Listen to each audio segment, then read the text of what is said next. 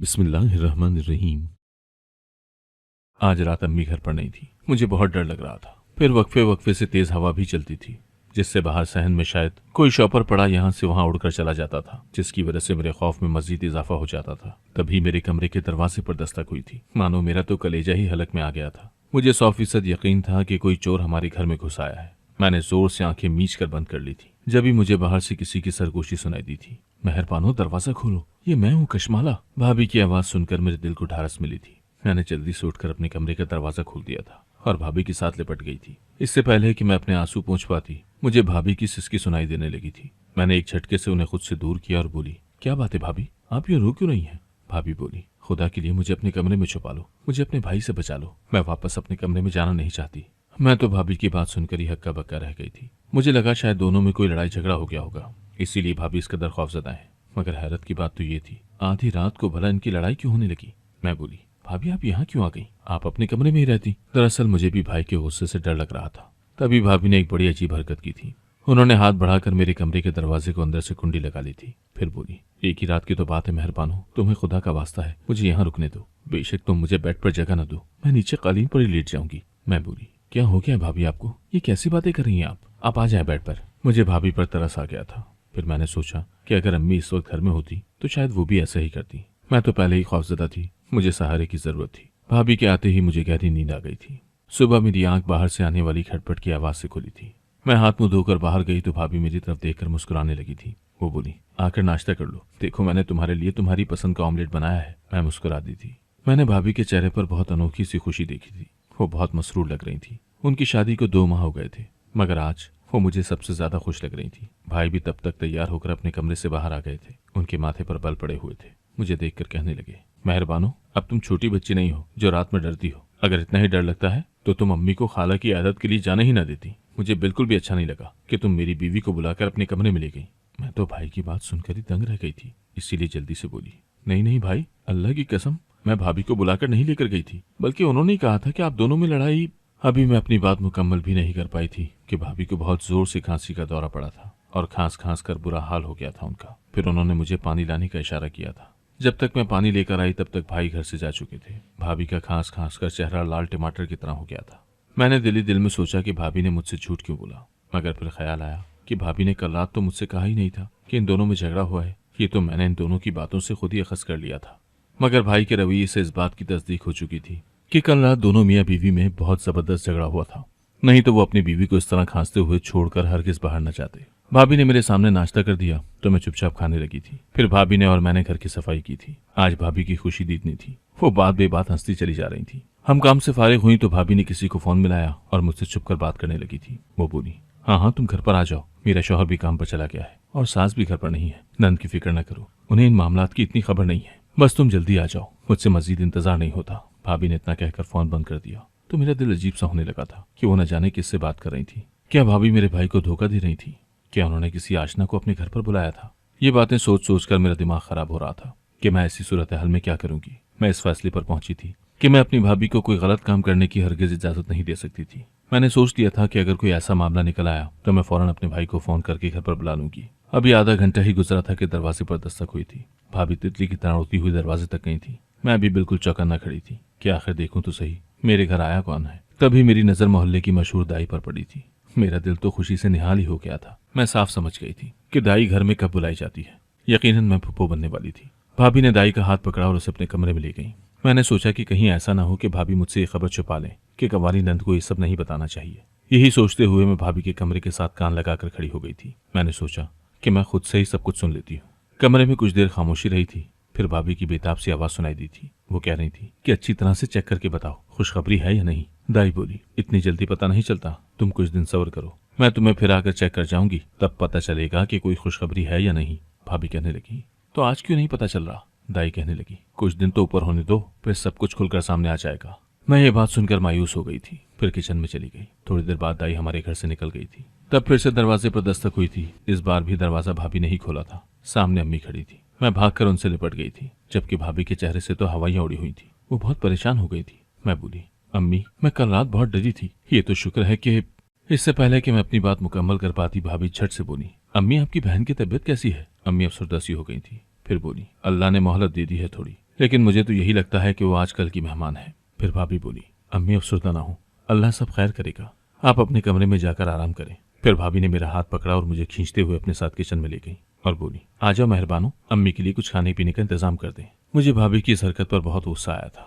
वो मुझे अम्मी के साथ तसल्ली से बात तो करने देती, ऐसी भी क्या उजलत थी कि वो मुझे अपने साथ ही ले आई। मैंने मुंह बसोर कर कहा, भाभी आपने तो मुझे अम्मी का हाल अहवाल भी मालूम नहीं करने दिया। तब भाभी ने मेरे सामने हाथ जोड़ दिए और बोली, मेहरबानो, तुम बिल्कुल मेरी छोटी बहनों की तरह हो। छोटी बहनें हमेशा अपनी बड़ी बहनों का राज रखती हैं। तुमने अम्मी के सामने कल रात वाली बात का तस्करा नहीं करना, नहीं तो वो परेशान हो जाएंगी। और आज जो दाई हमारे घर आई थी उसके मुतालिक भी कोई बात नहीं करनी।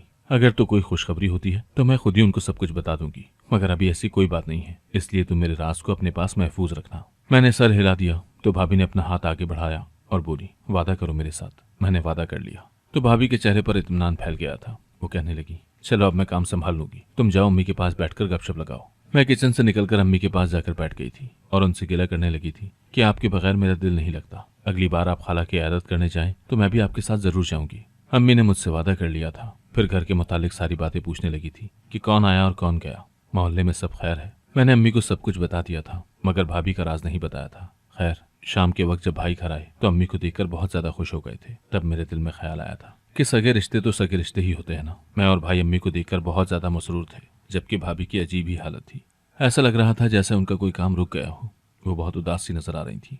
अम्मी भी अपनी बहन की सेहत के मुतालिक सोच सोचकर बहुत परेशान थी। खाला को ब्लड कैंसर था और वो अब अपनी जिंदगी के आखिरी अय्याम गुजार रही थी। अम्मी मुझसे कहने लगी, मेहरबानो, तुम्हारी खाला मुझसे बहुत गिला कर रही थी। कह रही थी कि जमीला, तुमने मेरी बेटी अपनी सफदर के लिए ना लेकर मुझ पर बहुत बड़ा जुल्म किया है। अब अगर मेरी हिना की शादी तुम्हारे घर में हुई होती तो मैं सुकून से मर तो सकती थी ना। मुझे इल्म है कि जैसे ही मेरी बहन की आंखें बंद हुई, हिना के भाइयों ने अपनी आंखें फेर लेनी है। फिर मेरी बेटी अपनी भाभियों की कनीज बनकर रह जाएगी। मैं अपनी बहन की बात सुनकर बहुत शर्मिंदा हुई थी। तब मेरे दिल में सवाल आया कि अम्मी, आपने आखिर हिना की शादी भाई से क्यों न की थी। अम्मी बोली, मैंने तो सफदर से बहुत बार कहा था, मगर उस पर तो रुकैया के इश्क का भूत सवार था। सच कहूं तो मैं अपनी औलाद के हाथों मजबूर हो गई थी।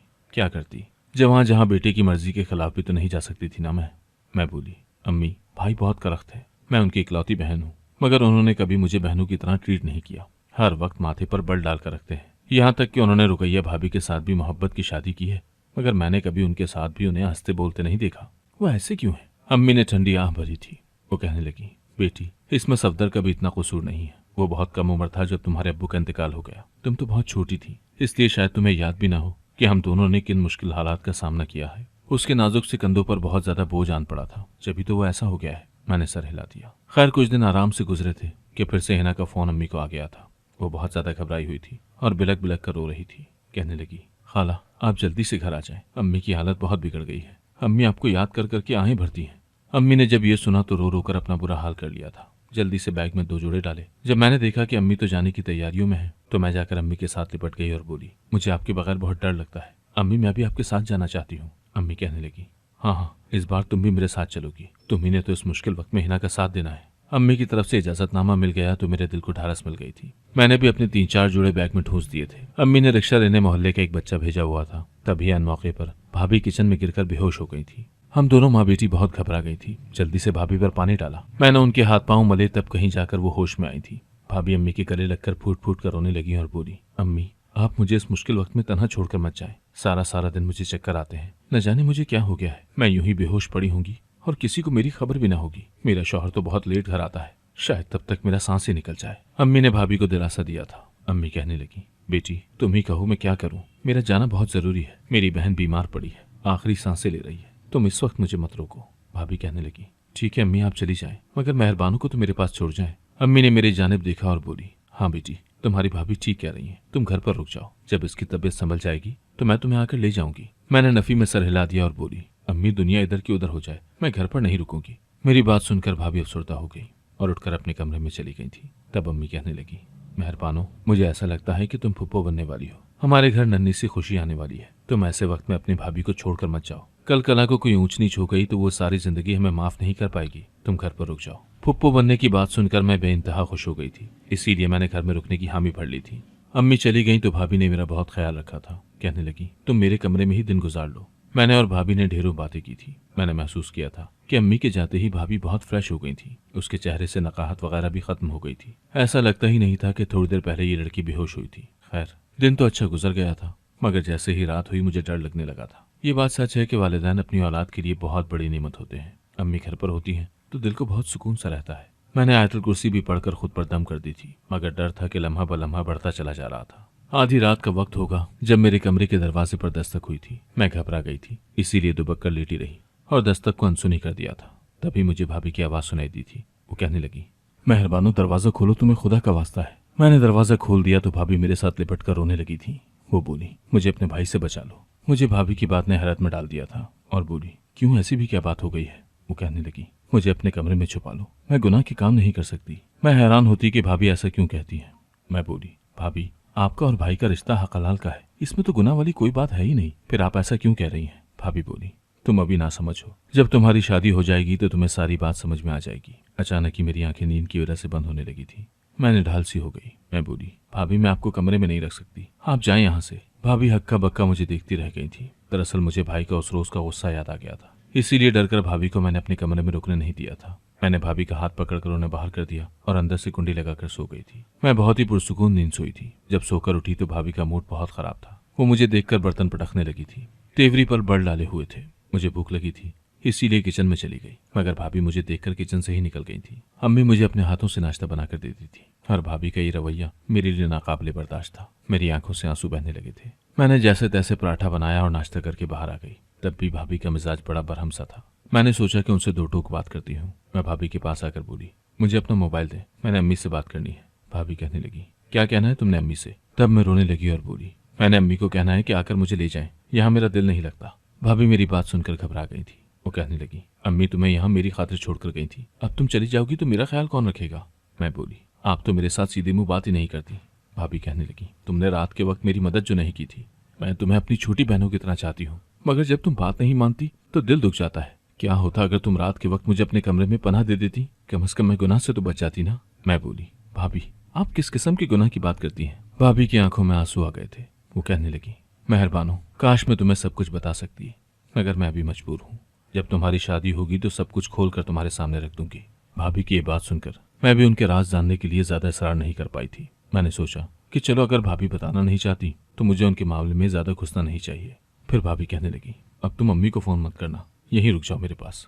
मैंने सर हिला दिया था। दिन के वक्त भाभी का रवैया मेरे साथ बहुत अच्छा रहा था, मगर मुझे भाभी पर बहुत ज्यादा तरस आ रहा था। भाभी ने मुझे एक दिन बताया था कि उन्होंने सफदर भाई से शादी करने के लिए पूरे खानदान से टक्कर ली थी, अपने भाइयों से मार तक खाई थी, क्योंकि वो चाहते थे कि भाभी की शादी कहीं ऐसे घराने में हो जो माली लिहाज से बहुत स्ट्रांग हो और वो भाभी के भाइयों का कारोबार भी शुरू कर दें। इसीलिए उन्होंने एक ठेकेदार का रिश्ता ढूंढा हुआ था। मगर चूंकि भाई और भाभी एक दूसरे को चाहते थे, इसीलिए उन्होंने ऐलानिया कह दिया था कि मैं मरती मर जाऊंगी, मगर शादी सिर्फ और सिर्फ सफदर के साथ ही करूंगी। घर वालों ने इस रिश्ते की बहुत मुखालफत की थी, मगर फिर भाभी की जिद देकर हथियार तो डाल दिए थे, मगर ये भी कह दिया था कि आज से हमारे लिए रुकैया मर गई है। शादी के बाद ना तो भाभी अपने घर गई थी और ना ही उनके भाई उनसे मिलने आए थे। भाभी ने जिस शख्स के लिए सब बर्दाश्त किया, अब वही शख्स भाभी का सुकून बर्बाद कर रहा था। न जाने भाई भाभी को किस गुनाह की जाने बुलाते थे। भाभी के साथ तो बहुत बुरा हुआ था। मैं चाहती थी कि उनकी मदद करूं, इसलिए सोच लिया था कि जब अम्मी घर वापस आएंगी तो मैं उनके सामने सारी बात खोल कर रख दूंगी, फिर वो खुद ही भाई को सीधा कर देंगी। खैर, रात हुई तो मैं अपने कमरे में आकर लेट गई थी। मुझे हर रात की तरह आज भी बहुत डर लग रहा था। जाहिर सी बात है, मैं अब कुछ कर तो नहीं सकती थी, मुझे इस डर का मुकाबला ही करना था। इसीलिए मैंने रिसाला निकाला और कहानी पढ़ने में मसरूफ हो गई थी। आज भी आधी रात के करीब मेरे कमरे के दरवाजे पर दस्तक हुई थी। मुझे इल्म था कि ये भाभी ही होंगी, इसीलिए मैं चुप सादे बैठी रही थी। अगर दरवाजा खोल देती और भाभी को कमरे में आने की इजाजत न देती तो वो मुझसे नाराज हो जाती, और अगर मैं उनको अपने कमरे में बुला लेती तो भाई गुस्सा करते। मैं तो बहुत बड़ी मुसीबत में फंस चुकी थी। रह रहकर यही ख्याल आ रहा था कि काश अम्मी मुझे अपने साथ ही ले जाती तो मुझे ऐसे हालात का सामना ही न करना पड़ता। अब तो मैं बीच मंझधार में फंसी हुई थी। तभी भाभी के रोने की आवाज सुनाई दी। वो कहने लगी, मेहरबानो दरवाजा खोल दो, मुझे अंदर आने दो। अगर तुमने ऐसा न किया तो अल्लाह भी तुम्हें माफ नहीं करेगा। अल्लाह का नाम सुनकर मैं डर गई और झट से दरवाजा खोल दिया था। भाभी कहने लगी, मेहरबानो तुमने इतनी देर से कमरे का दरवाजा क्यों नहीं खोला? अगर तब तक तुम्हारा भाई आ जाता तो मैं क्या कर लेती? मैं चुप ही रही तो भाभी मेरे बिस्तर पर जाकर लेट गई थी। अब नींद से मेरी आंखें भी बोझल हो रही थी, इसीलिए मैं भी सोने के लिए लेट गई थी। सुबह जब आंख खुली तो भाभी कमरे में नहीं थी। वो घर के कामों में मसरूफ थी, जबकि भाई एक कोने में बैठकर मुझे घूर रहे थे, जैसे मैंने कोई बहुत बड़ा गुनाह कर दिया हो। मैं उनसे नजरें चुराने लगी थी। खैर, भाई कुछ कहे बिना ही घर से निकल गए थे। भाभी ने फोन उठाया और किसी से बात करने लगी थी। वो बोली, जल्दी जल्दी आ जाओ, मैं तुम्हारा इंतजार कर रही हूँ। आज भी दाई ही हमारे घर आई थी, मगर आज तो मुझे 100% यकीन था कि वो जरूर कोई खुशखबरी सुनाकर ही जाएगी, क्योंकि अम्मी भी मुझे यही नवीद सुनाकर गई थी कि तुम पुप्पो बनने वाली हो। दाई जब भाभी के कमरे में चली गई तो मैं भी उनकी खिड़की के साथ कान लगाकर खड़ी हो गई थी। दाई ने भाभी को चेकअप किया तो कहने लगी, नहीं रुकैया, इस बार भी कोई अच्छी खबर नहीं है, तुम जल्दी करो, इससे पहले कि तुम्हारी सास की बहन ठीक हो जाए और वो अपने घर वापस आ जाए। सब कुछ धरा का धरा रह जाएगा। जब तक तुम्हारी सास घर पर नहीं है, इस मौके से फायदा उठाओ। तब भाभी कहने लगी, मैं क्या करूं, मेरी नंद मुझे कमरे में आने ही नहीं देती। दाई बोली, तुम उस कल की बच्ची के आगे हार मान रही हो। भाभी कहने लगी, अच्छा चलो, मैं अब कुछ न कुछ करती हूँ। ये सब बातें सुनकर मेरा तो दिमाग ही घूम गया था। आखिर वो किस मुतालिक बातें कर रही थी। अम्मी के घर पर ना होने से भाभी को किस किस्म का फायदा होने वाला था। फिर मुझे वो दिन याद आया जब अम्मी घर वापस आई थी तो भाभी बहुत अफसुर्दा हो गई थी। जब अम्मी मुझे अपने साथ ले जाना चाहती थी तो भाभी ने मुझे बहाना बनाकर रोक लिया था। मगर उस दिन के बाद से एक दिन भी भाभी की तबीयत खराब नहीं हुई थी। मेरा तो सर चकराने लगा था। यकीनन मामला सीधा सा नहीं था। मैं भाभी की खिड़की से हट गई थी। मैं अपने कमरे में आकर बैठ गई और सोचने लगी कि भाभी मेरे कमरे में आकर अपना कौन सा मकसद पूरा करना चाहती है। मैंने सोच लिया था कि मैं कुछ भी करके बस अम्मी के पास चली जाऊंगी। आज जब भाई काम से वापस आए तो मैं उनके सर हो गई थी। मैं बोली, भाई कुछ भी करके मुझे अम्मी के पास भेज दें, मेरा घर पर दिल नहीं लगता। तभी भाभी किचन से भागती हुई हमारे पास आ गई थी और रोने लगी कि अगर तुम्हारी कोई सगी बहन होती तो क्या तुम उसे घर पर अकेला छोड़कर चली जाती।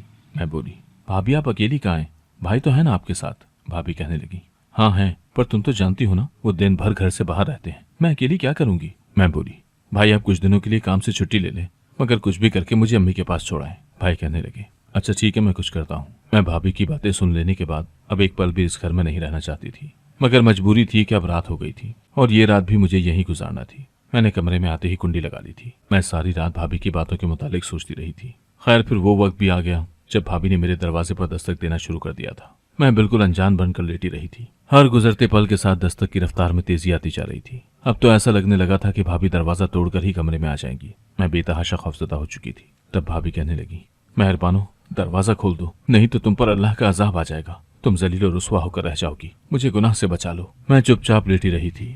फिर बड़ी देर के बाद दरवाजे पर होने वाली दस्तक थम गई थी। मैंने सुख का सांस लिया था। फिर मैंने सोचा कि बाहर जाकर देखूं आखिर भाभी किस गुनाह की बात कर रही थी। मैं डरती डरती भाई के कमरे की खिड़की के पास जाकर खड़ी हो गई थी। भाई कदरे गुस्से में लग रहे थे। वो कहने लगे, तुम मेहरबानों के दरवाजे पर दस्तक क्यों दे रही थी। मेरी आंख खुल गई जबकि मैं सारा दिन का थका हुआ बड़ी गहरी नींद सो रहा था। दरअसल आपको सोता पाकर मैं मेहरबानों के पास चली गई थी। वो रात में डरती है ना, मुझे उसकी फिक्र हो रही थी। भाभी फिर भाई से प्यार मोहब्बत की बातें करने लगी थी और भाई का मूड भी खुशगवार हो गया था। ऐसा लगता ही नहीं था कि भाभी अपने इसी शौहर से डरकर मेरे कमरे में आती होंगी। मैं उल्टे कदमों वापस लौट आई थी। मामला उलझ गया था। खैर अब मैं परेशान रहने लगी थी।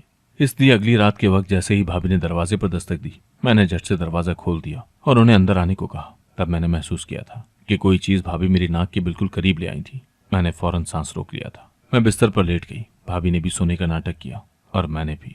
थोड़ी देर बाद ही भाभी उठ बैठी थी। वो मेरे करीब बैठकर मेरे दिल पर हाथ रखकर कुछ पढ़ने लगी थी। मेरा दिल तो खौफ से फटने ही लगा था। फिर भाभी ने मेरे दुपट्टे को उठाया और बारी बारी चारों पल्लुओं पर पढ़कर कुछ दम करने लगी। भाभी जब इस अमल से फारिग हुई तो वो गांठें खोलकर उठकर अपने कमरे में चली गई थी। मैं तो समझी थी कि वो रात भर मेरे कमरे में रहती हैं, मगर ऐसा नहीं था। ये सब देख लेने के बाद मुझे नींद कहाँ आनी थी। सुबह भाई के जाने के बाद भाभी ने फिर से दाई को बुला लिया था। आज भी मैंने उनकी बातें छुप कर सुनी थी ताकि कोई सिरा हाथ लग जाए, मगर बस मेरे पल्ले तो यही बात पड़ी थी कि भाभी ने दाई से कहा था कि रात मैंने फिर से नन पर अमल किया है, आज तो खुशखबरी सुना दो। मैंने पड़ोसन के घर जाकर अम्मी को फोन कर दिया और रो रो कर बोली थी कि अगर आप मुझे जिंदा देखना चाहती हैं तो घर वापस आ जाएं। शाम तक अम्मी घर आ गई थी। तब मैंने भाभी के सामने ही अम्मी को सारी हकीकत बता दी थी। भाभी बेहद डर गई थी। वो अम्मी के कदमों में गिरकर बोली, अम्मी मेरी शादी को 3 माह होने वाले हैं, मगर मैं अभी तक आपको कोई खुशखबरी नहीं दे सकी। मैं जानती हूँ आप सफदर की शादी अपनी बहन की बेटी से करना चाहती थी। मुझे यही डर था कि कहीं आप इस बात को बहाना बनाकर मेरी तलाक न करवा दें। मैं तो सफदर के खातिर अपने घर वालों को भी नाराज कर चुकी हूँ। ऐसी हालत में मैं कहाँ जाती। इसीलिए मैंने जब दाई से मशवरा किया तो उसने कहा कि तुम अपनी कंवारी नंद के पास बैठकर अमल करोगी तो तुम हामला हो जाओगी। इससे मेहरबानों को तो कोई नुकसान नहीं पहुंचेगा बल्कि तुम्हारा फायदा हो जाएगा। बस इसी सबब मैं ये सब करती रही थी। अम्मी ने ये बात सुनी तो बहुत परेशान हो गई थी। फिर वो बोली, रुकैया हिना का रिश्ता तो तय हो गया है, तुम बिला वजह अपने दिल में शक डालकर बैठी हो। भाभी बहुत रो रही थी, मुझसे माफी मांग रही थी। मैंने उन्हें माफ कर दिया था। फिर मैं अम्मी के साथ खाला के घर चली गई थी। हिना की शादी के 10 दिन बाद खाला इंतकाल कर गई थी। जब हम वापस आए तो पता चला था कि भाभी उम्मीद से थी। भाई का मिजाज अब काफी नरम पड़ चुका है। हम नए मेहमान की आमद के मुंतजर हैं। अगर आपको आज की कहानी पसंद आई है तो वीडियो को जरूर लाइक कीजिएगा और अपने दोस्तों के साथ भी शेयर कीजिएगा। और हाँ, अगर आपने अभी तक हमारा चैनल सब्सक्राइब नहीं किया तो जरूर सब्सक्राइब करें। मिलते हैं कल एक नई और दिलचस्प कहानी के साथ। अल्लाह हाफिज।